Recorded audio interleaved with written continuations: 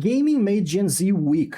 And before you click off, I'm not some old guy yelling at a screen. I love games. They gave me friends, skills, English, and literally a career. I built a living off a kid's block game. And I'm not here to tell that games are evil. But I'm here to tell you something worse. The best drug in the world is not the one that feels bad. It's the one that makes wasting your life feel like winning. And that's exactly what gaming became for my generation. A way to feel strong while you're actually getting weaker. And I can say all of this because I'm not above it. I'm inside it. I'm part of the problem.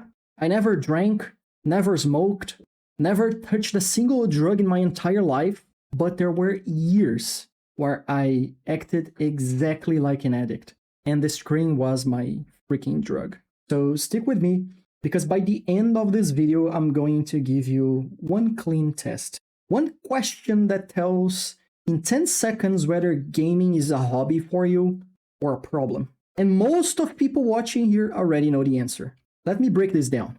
Chapter 1. What weak actually means. Now, I need to be careful with one word. And that word is weak. Because the comments are already typing, Gen Z isn't weaker, boomer. Relax. Let me explain what I mean. I don't mean weak in the body. I don't mean stupid. And I don't mean worthless. I mean weak at the hard things. Weak at boredom. Weak at patience. Weak at waiting.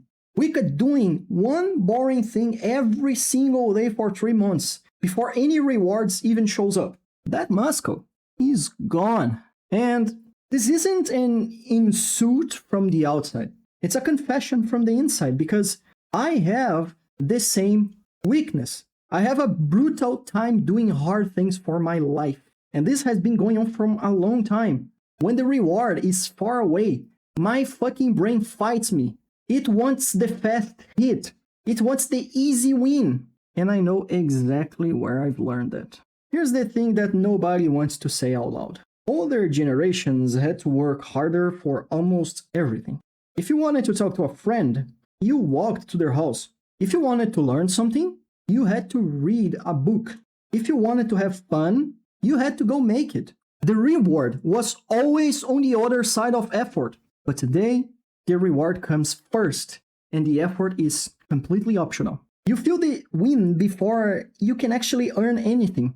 And a brain trained on that for 15 years just doesn't know how to wait anymore. That's the weakness. And gaming is one of the main places we learned it.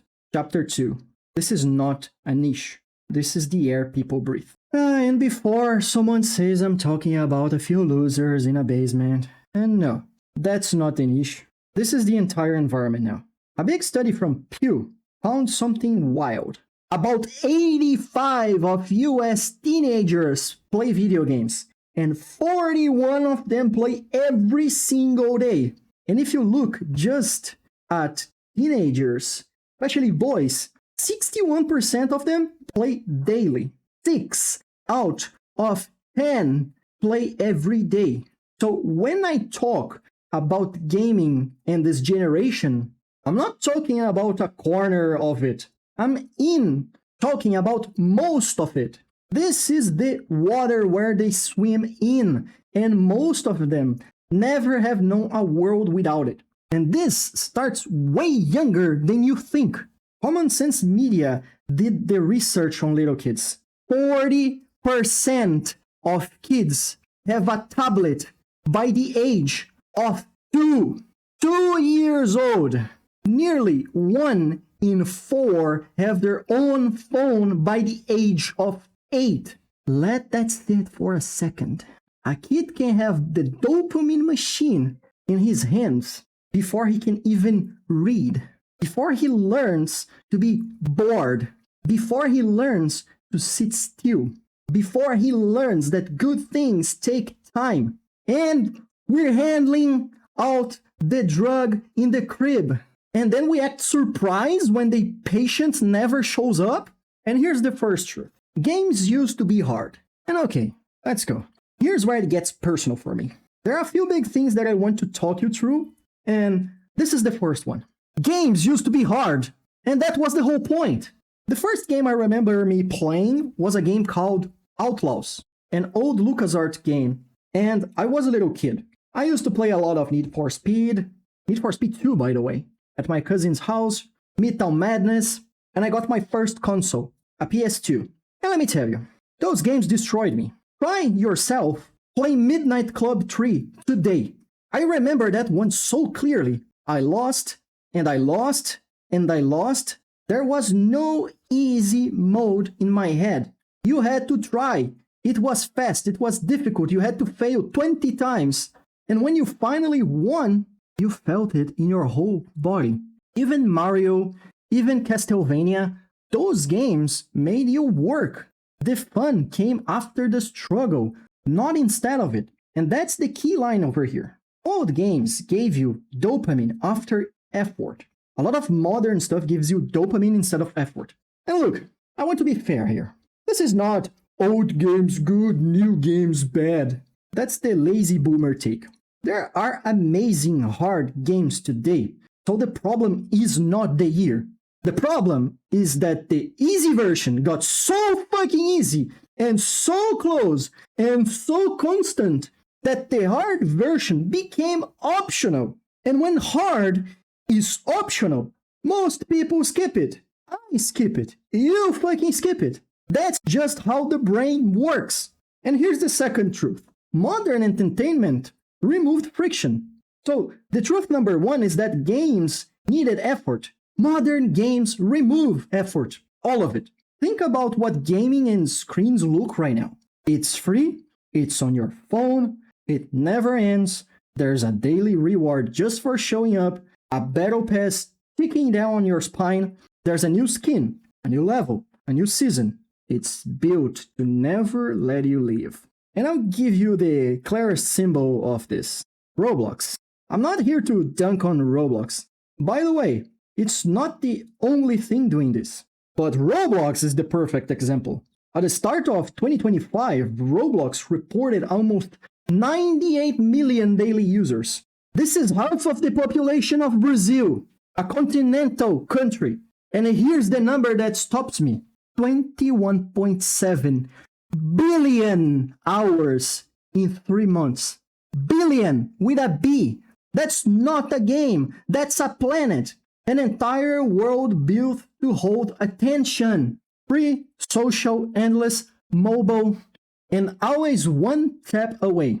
And a huge piece of that is little kids. Now, put the two things together. When I was a kid, I sat in front of a PS2 and I got crushed by Midnight Club 3. I lost, I tried again, and I got better. Today, a 4-year-old can hold a phone and get endless rewards before he even understands what boredom is. He never meets the wall. He never has to push through anything. And the muscle that pushes through hard things never grows. And that's not the kid's fault. It's fucking two. It's the fucking design. It's the parents. A lot of this stuff is engineered to keep you, not to serve you. Hook you up, keep you, tell you the next thing. It's not entertainment anymore. No, it's retention. It's a fucking slot machine with better graphics. And okay, truth number 3. And this one is the smart part of the whole video. Games don't just entertain you. They gave you a fake life that feels better than your fucking real life. Stay with me. Why are games so powerful? It's not just that they are fun. It's that they hand you the exact things that real life makes hard. Think about a game. You always know what to do next. There's a quest marker. Your progress is clear. The bars are filling up. Your rank goes up. Your character grows stronger. You feel like you're winning every fucking minute. Now think about real life.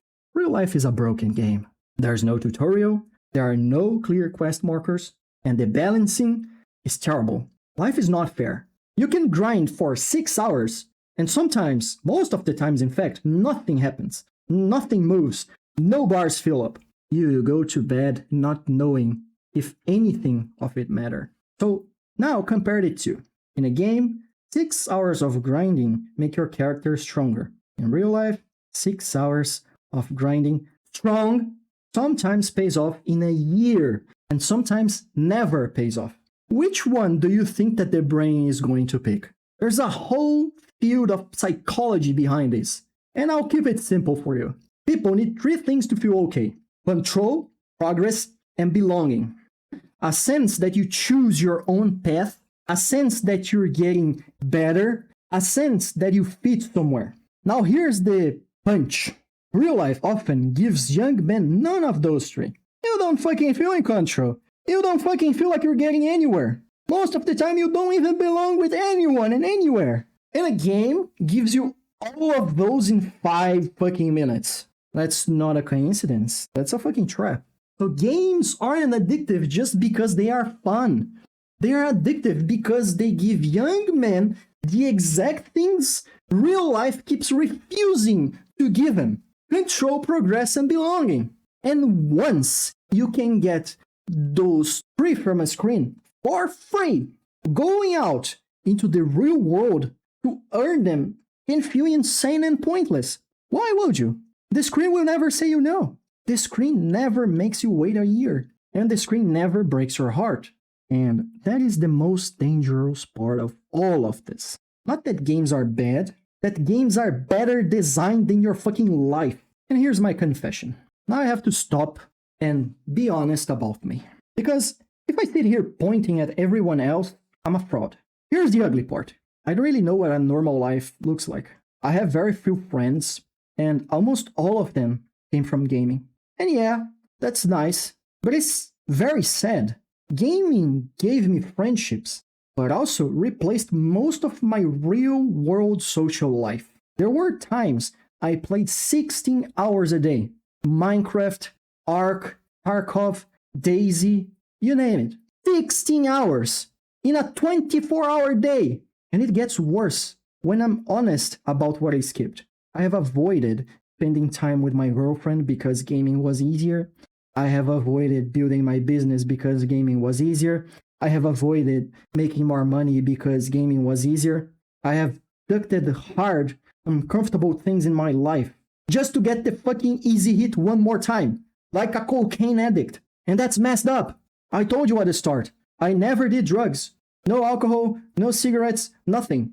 But I have felt exactly like a drug addict. I knew I should stop. I knew I had things to do. I knew I was wrecking my fucking sleep. And I kept playing anyway. That behavior has a name. Here's the line I keep coming back to. Gaming didn't almost ruin parts of my life because it was bad. It almost ruined them because it was too good at giving me somewhere to hide. And one more thing about me before I move on. I honestly can't remember the last time I slept well. Not in years. The screen took my sleep a long time ago. And once your sleep is gone, everything else gets weaker too. Your sleep is usually the first thing gaming steals. Not your money, not your future. Your sleep goes first. And then losing the rest gets a fucking whole lot easier. And here's the fourth truth. This is not just a Gen Z problem. And again, I need to be fair here. Because there's a version of this video that's just young people are bad. And that's the lazy version. And it's wrong. This is not only a Gen Z thing. And let me prove it with my own family. My dad is a gamer. He has almost 10,000 hours in CSGO, 5,000 hours in Ark Survival Evolved and Ascended, and thousands more in PUBG. That's not a kid. That's my father, which is 47. And data backs this up. The average gamer is not a teenager. By the industry own numbers, the average player is around 36 years old. So this is not a young person disease. This is human. We all want the easy reward. We all want the hiding spot. So why do I still say Gen Z got it worse? Because of one thing: timing. My dad got into games as an adult when his patience was already built. His work habits were already there. His brain already shaped by a harder world. The game came after the man was already formed. My dad already has a ton of money. His own house, his own family, 3 children. But Gen Z, and the kids after them, got the strongest version of the drug earlier than anyone in history. Before patience was built, before the work habits formed, before the brain was even finished, my dad plays games. These kids were raised by them. That's the difference. Not that older people are strong, young people that are weak by birth. It's that Gen Z got hit first and got hit hardest. The same drug, way more exposure, way less defense. And here's the fifth truth. The real drug isn't the game. So let's get to the center of all of this. The real question. If gaming is a drug, what is the actual drug? It's Minecraft, it's Roblox, it's Counter-Strike. No, none of those. The real drug is not the game. The real drug is the relief. The feeling of not having to deal with your own life for one more night. That's the hit. That's when you're actually crashing. Think about it. When you sit down to game for 12 hours, what are you fucking running from? The bills? The body you don't like? The career that isn't moving? The loneliness? The fight you didn't fix? The future that scares you?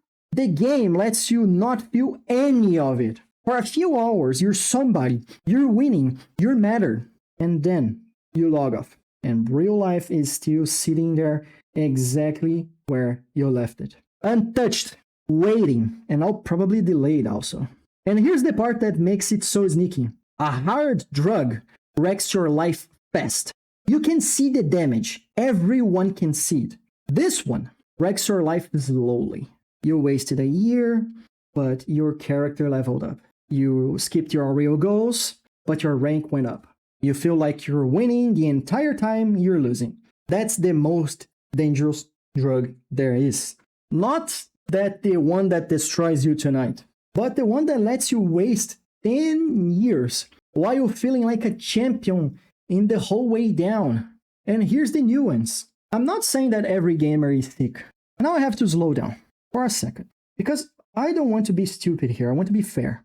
I'm not saying that every gamer is an addict. It's not. There's a real thing called gaming disorder, and the World Health Organization made it official. And their definition is actually useful. They say it's when three things happen. 1. You lose control over your gaming. 2. Gaming becomes more important than everything else in your life. And 3. You keep going even when it's clearly hurting you. But here's the honest part. The WHO also says that full disorder only hits a small slice of people. Most gamers do not have a medical condition. So I'm not going to sit here and call every gamer sick. That would be a lie. But here's my point. You don't need to be full diagnosis to be in trouble. You can be nowhere near of a clinical disorder and still be using the game to hide from your whole life. The question was never, do I have a disorder? The question is gaming taking priority over my actual life? And deep down, you already know the answer. And the test chapter. And okay, I've promised you one test at the start, one question. Here it is. This is the whole video in a few lines. If you can play games for 2 hours, and you sleep well, and you do your work, and you can take care of your people, and gaming is not the main thing in your life, then you're completely fine. That's a hobby, and that's healthy. Hobbies are good for you. That's proven. Go enjoy your game, curiously. But if you're playing 6, 8, 12, 14 hours a day, and you're not making a single dollar from it, and you're not building a career, you're not building your body, and you're not building money, and here's the big one, you're not building a life, you're not planning to have a family, you're not thinking about having kids, you're not thinking about getting married, you're not making your corner of the world a bit better for you, for your family, or for anyone, and you're just disappearing into the screen day after day, then you need to stop and be honest with yourself. You don't have a hobby, you have a problem. That's the test. A hobby gives you rest after your life happened. An addiction becomes the reason you never build one. Same game, totally different life, and only you know which one are you living. Now, hear me out on this. I'm not telling you to quit games. I am not. I still play. I love them. This was never about deleting your Steam account. It's about position, where your gaming sits in your life. Gaming after your responsibilities is rest. Gaming instead of your responsibilities is escape. The same exact game, different spot in the day, different life. So here are the simple rules I'm trying to live by, and I fail at those two, by the way. I'm telling you, I'm not preaching at you. Step 1, fix your sleep first. Everything else is downstream of sleep. 2, train your body somehow. Move, lift, walk, gym, football, anything regularly. 3, build one skill that can make you money. Just one. Start here. 4, have one real responsibility done before you open your game. And 5, make gaming as a reward, not the escape. And the biggest one, give your real life some questing too. A goal you're chasing, a number you're building towards, a person you're showing up for. Because the reason the game feels so good is that it has quests, and your life feels like it doesn't. So fix that. Put them markers back in your life. Then the game stops being your escape, and it goes back to being just a game. And alright, I'm going to be real with you. Real for 1 minute. Most of you won't change anything. You'll watch this, maybe nod, maybe feel something for a second, and then you open your game tonight like nothing happened. And honestly, that's fine. I've done this multiple times. Not everyone wants more. Some people are completely fine with this low fade. But some of you felt this in your fucking chest. Because you know I'm describing your exact week. And here's what I'll tell you. If you can grind 8 hours for pixels, you can grind 1 hour for your real life. You have the discipline. You already proved it. You just pointed it to the wrong screen. I'm not telling you to become a robot. I'm telling you to stop being only a gamer. Keep the gamer. Just add the man who built something real next to it. Your Steam hours should not be your whole autobiography. Don't be most people. Be the few who actually wake up. So let me close the loop I opened at the start. I said the most dangerous drug, it's one that feels like winning. That's gaming for a huge part of my generation, and it was that for me. A way to feel strong while getting weaker. A way to feel like a champion while a real life wait outside the door. And I love games too much to lie about that. If any of these hit home, you're not alone. And there's a free Discord down in the description. People building towards the same thing. Fixing the sleep, building the skill, getting the real life moving, holding each other to it. No course, no pitch, just people trying to stop hiding. And do one thing for me in the comments. Be honest. How many hours a day are you usually gaming? And is it a hobby or it's your hiding spot? I've been there. That's it for this one. I'll see you on the next one. Peace.